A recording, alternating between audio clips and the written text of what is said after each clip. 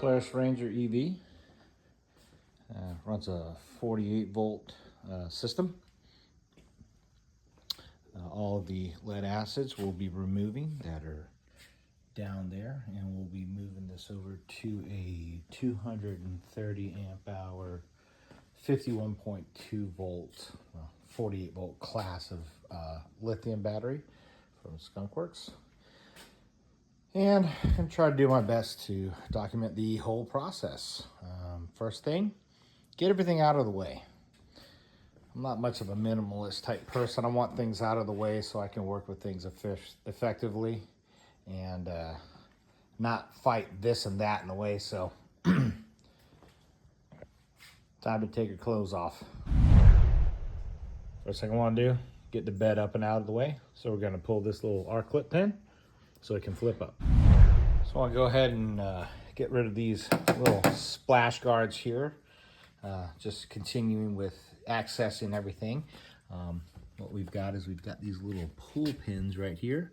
If you've never done one, this tool, which is a trim tool, makes things really easy. They do make a tool for these pins, but I've already got this tool and it works just fine. Get them popped out.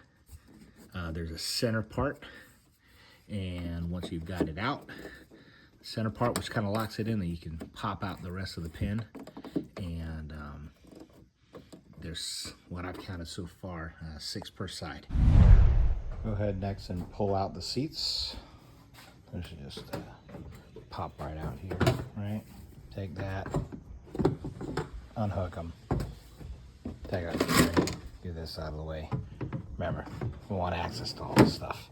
Now this system's got a count of 1, 2, 3, 4, 12 volt batteries times 2. So you'll have 4 batteries in series, and then the 2 banks of cells parallel together for more capacity. Before you unhook anything, make sure you identify your wires right here. You see we've got our main positive. And from the back side here, you'll see we've got our main negative. And these ones that are in parallel, because you can see coming out of the solenoid, comes around battery positive, but then this is that positive that runs that way to that one we identified, and then your negative also goes over, parallels over to this bank's negative, and then goes down into wherever the hell it's hooked up land. This particular cart happens to have a watering system hooked up to it. This is nice. I don't even think that battery's even working. What do you think? My guess is, yeah, that's that one's gone. No wonder why you wasn't getting any range. One of the reasons we moved to lithium is to get rid of battery acid, which eats up everything. Here we go. There's where some connections are made right there. We'll be identifying who goes where and does what here in a little bit. First thing we want to do is get all this damn old lead acid out of here. So, divide and conquer method. Pull out the easiest stuff, get things out of the way. So the easy win is going to be getting all this watering system out of here, so that we can get down to the wires, and then we'll go ahead and we'll disconnect the wires we can that aren't corroded away, and get then all the mounting systems removed and get the lead acids out of here, and give us some room to work with. Next thing we'll be doing after all this stuff is out of here is cleaning this thing. Dumping some baking soda, neutralizing any acid residue that's in there. Let's get it cleaned up for the customer. Have a nice quality job done. All right, watering system's out of the way. Down to doing the cables, but I think first what I'm gonna do is go ahead and pull these hold downs. We've got them in different locations. Got some 10 millimeter bolts, and I'll get these cut loose, hand it over to my assistant, and he'll get his side done, and then go ahead and pull all these cables loose. All right, so got the center mount done. There is one bolt down here for this particular cell that is posing to be a little bit of a challenge for me. And on that side, you probably can't see it, bolt head's gone from lead acid. So yeah, I don't know. We're gonna have to get on with that with some vice grips, see if we can break it loose. And well, we're not gonna need all these hold down bolts for the lithium part of this. So just one thing at a time. I'm gonna go ahead and get started on pulling all of these bolts off that hold down the wires right here, and we'll be moving on to the next step.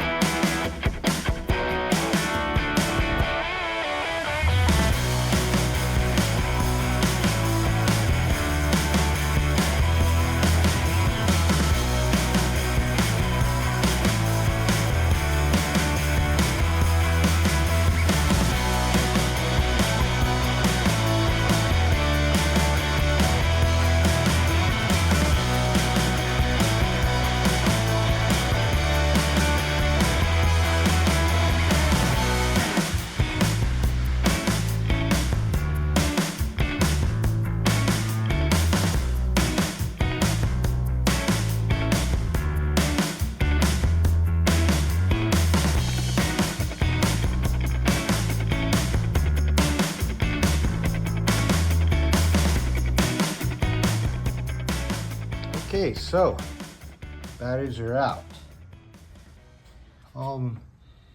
This right here, this little post, one of the hold downs, the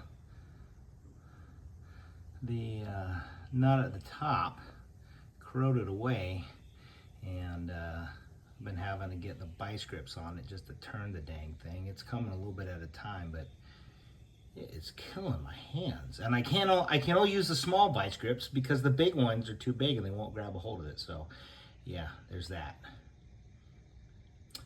Next is to take there's bolts holding these trays. I want to get these trays pulled out of here, hopefully, and give them a good baking soda-ing and cleaned up, because there's battery acid freaking everywhere. But that's the world of lead acid. All right, so hold down bolts. Figured were 14, but they're actually just 13 millimeter. So zing them off. Take them all out. Let's get these trays out, get them cleaned up. So holding this tray in here, you can't quite see it right there. There's a plastic push pin here. And then there's one back here, and this thing can pop out so that you can work on it and get it cleaned up. Next thing we're going to do is we're going to pull all these bolts here. You'll see them here. There's one back there. I think there was a couple over here, some over here, whatever. So that takes this plate loose. We'll clean that too. Clean everything. The plastic one, I gave it a little fold bend, and I was able to pull it out through this hole behind the tire, but we're not going to try to bend that plate. It's pretty substantial. So what we're going to do is get this loose, because we're going to need that space anyways to get the battery in. I'm going to do it on both sides. This battery we're going to mount on the passenger side.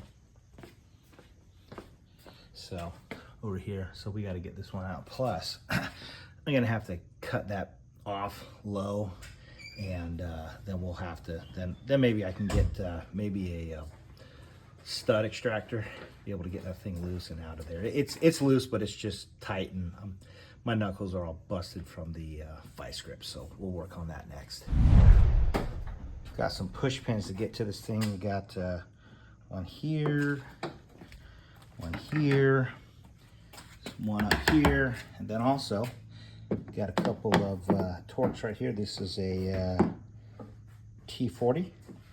Turns out this bottom one, that's a Torx as well. It felt like a flat plastic, but when we checked it, it was a plastic push pin. It's a Torx.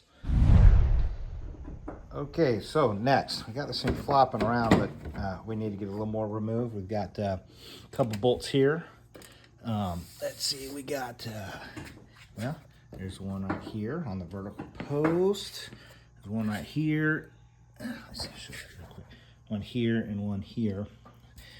And well, this plate should come off, allowing us access to get the old battery trays out and the lithium in once we're ready.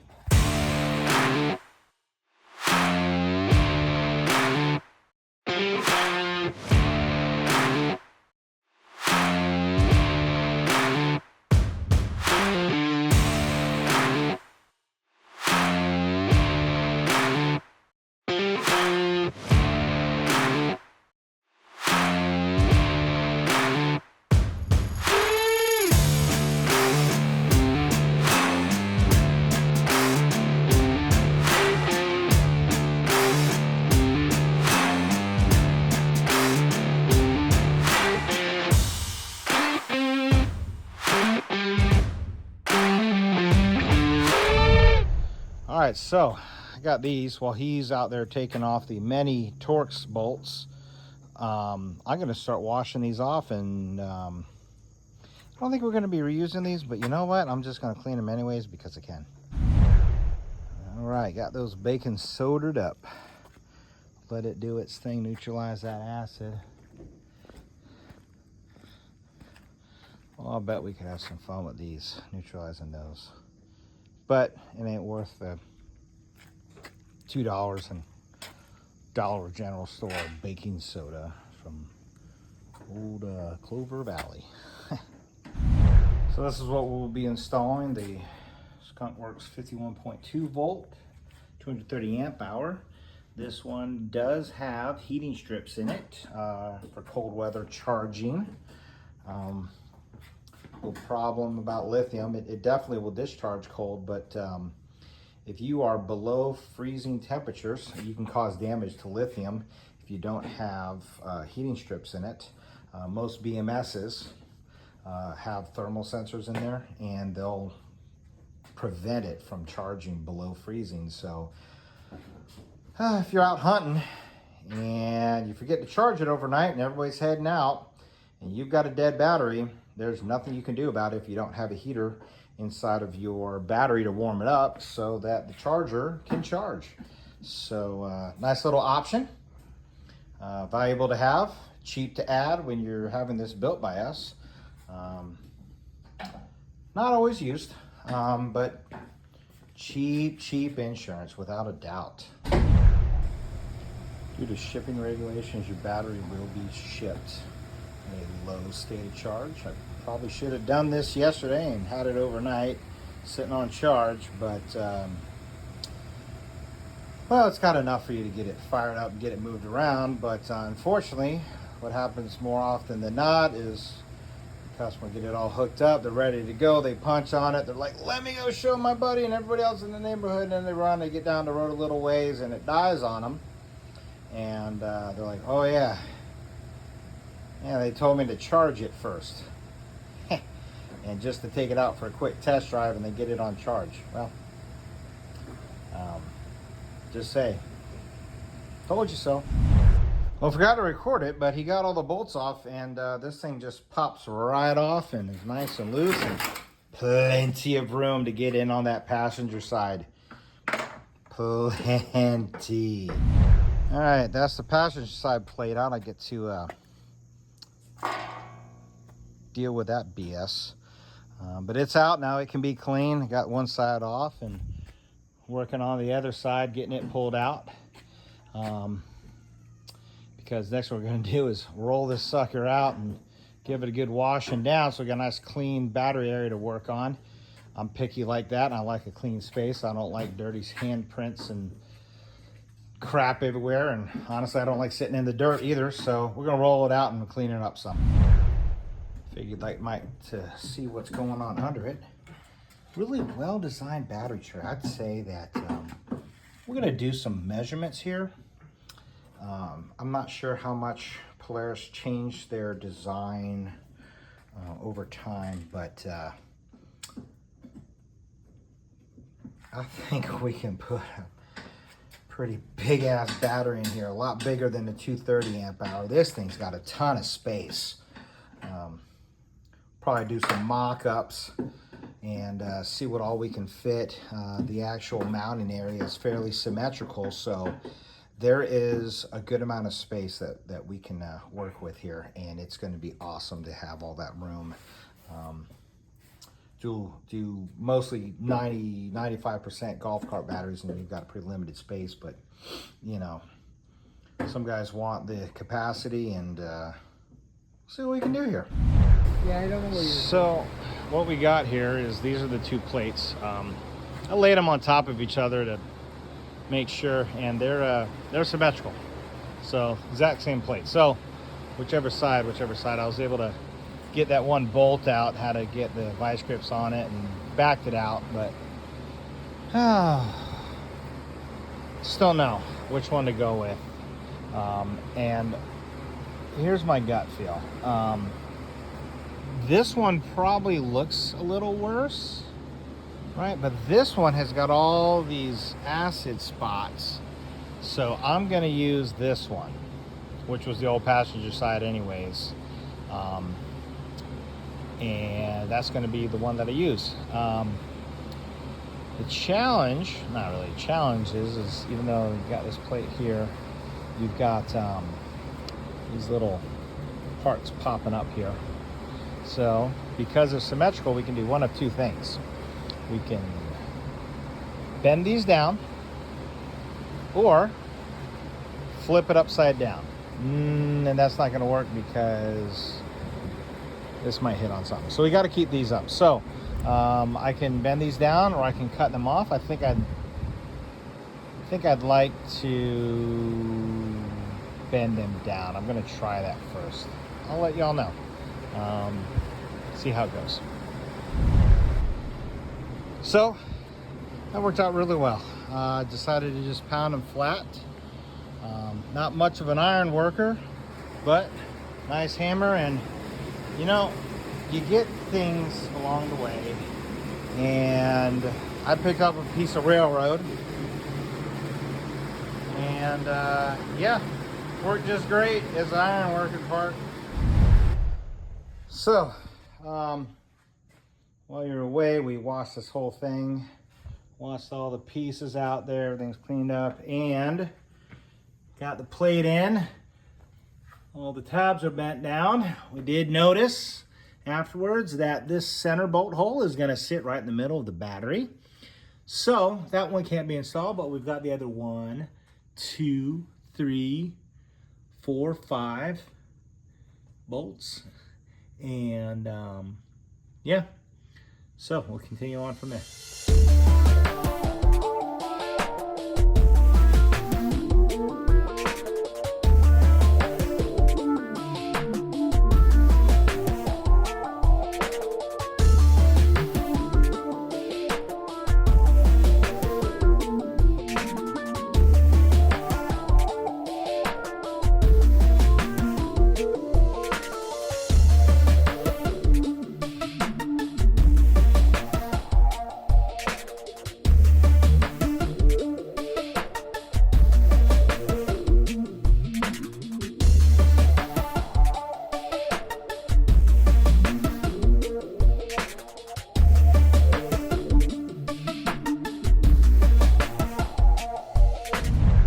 So it fits, all right? I actually had to bend those out just a little bit to clear the welds, like the actual battery fits. But the welds were catching, and that allowed us to use that little hydraulic table to just slide it in level. Nice little purchase those tables are. Okay, so we've pushed it in. And it's right here in this opening. We're right at the edge of the metal because we'll be bolting it from here and from here. And then if you can see inside, take it inside the beast here, you'll see that those bolts, which are not able to be seen that easily, but there's one right there. We've got clearance against the bolts, so then what we'll be doing is, oh, there you can see much better. We'll be adding some bolts here on the edges through to the plate to bolt this thing down so it doesn't move. And that's gonna be fun, but you do what you gotta do, right? Go ahead and drill hole 2 holes. I'll use this existing one since it's already there and add one over here. And then we'll do it on the opposing side. Add those 2 holes. I won't be able to do that with the drill, so I mean with holding the camera. So I'll show you what I did on this side, but it'll be the same on the other. As part of this installation, we'll be adding a single high current fuse to the positive side and a shunt driven meter for the dash for state of charge. You'll notice on this that there is a B negative and a P negative. B negative goes to the battery side. P negative goes to your negative on your controller, all of your loads. And then you'll have a single multi-pin connector that connects up to the dash meter. And then there's these little header right here, right? It shows B positive. They're both the same connection. Those go to your main positive that gives you voltage for your dash meter. So I went ahead and I've installed the shunt up high, right there. And because of the location of that little small positive wire that powers the gauge, smart to pre-wire that before you install the shunt. And go ahead and remove the main negative, right? And then also the main positive, because we're gonna make some new ones. I'm gonna make a new negative. I could reuse this, but it's so rigid. I don't like it. I'm gonna remake it with welding cable wire to go over to the shunt that's right on the other side over here. So it'll go down and then up under to the shunt, and then from the shunt to the main negative on the battery. Okay, so the iPad died. Missed a lot, but here's what we did. Came out of the input side of the solenoid, went over here where you've got that's this side, right, of a fuse, and then comes out of the fuse, goes to the battery. Also you have a charging port and also that positive that goes over to the shunt. Now, the other side, if you remember, come out, went down, this guy right here, went down over to the other side of the controller. And then we've also got our negative that goes to the battery. The only 2 cables hooked up to the battery are the one going to the shunt and one going to the fuse. Everything's now fused. Everything runs through the shunt. Simple enough, right? So I did just test it, and it does move. Little red lights on the battery lets you know she's good to go. Okay, so the factory Delta Q charger just wasn't going to work. I went ahead and uploaded the suggested file of number 386.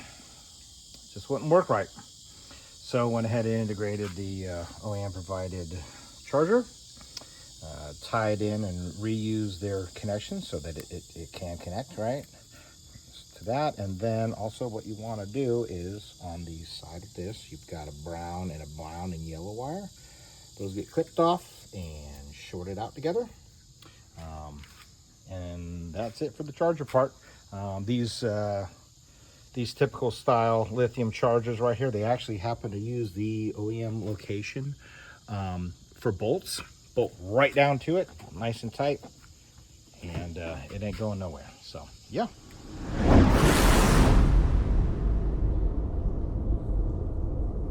Nothing beats a skunk.